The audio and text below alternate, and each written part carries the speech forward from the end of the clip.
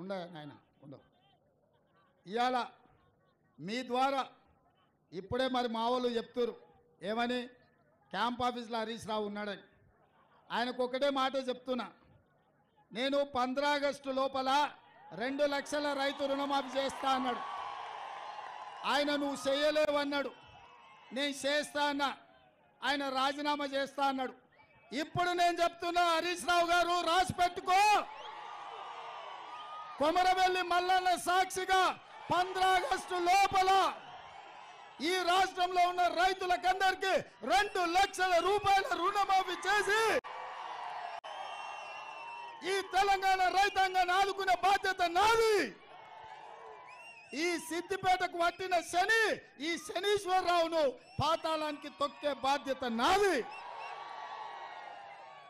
15 August నాడు ఈ దేశానికి స్వాతంత్రం వచ్చింది. 15 ఆగస్టు నాడు ఈ శనీశ్వరరావు నుంచి ఈ సిద్దిపేటకు కూడా స్వతంత్రం రాబోతుంది. 15 ఆగస్టు నాడు తెలంగాణ రైతాంగానికి రుణాల నుంచి విముక్తి కలిగి బ్యాంకుల నుంచి స్వతంత్రం రాబోతుంది. అవునా? కాసుకో హరీష్ రావు, కాసుకో. 15 ఆగస్టు వరకు నీ ఆటలు, నీ పప్పులు సిద్దిపేట గడ్డ మీద. మళ్ళా వస్తా, సిద్దిపేటకు కొత్త ఎమ్మెల్యేను గెలిపిస్తా. నువ్వు రాసుకో.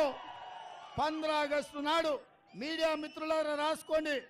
రుణమాఫీ చేసి మళ్ళా ఇదే చౌరస్తాల పాత బస్టాండ్ల సమావేశాన్ని పెడతా. రైతులతో 1,00,000 మందితో ఇక్కడనే పెడతా. 2 లక్షల రుణమాఫీ చేసి 1,00,000 మందితో ఇదే చౌరస్తాల మళ్ళా సమావేశం పెడతా. రైతు రుణమాఫీ చేసి. హరీష్ రావు రాజీనామా సిద్ధంగా రాసి పెట్టుకో.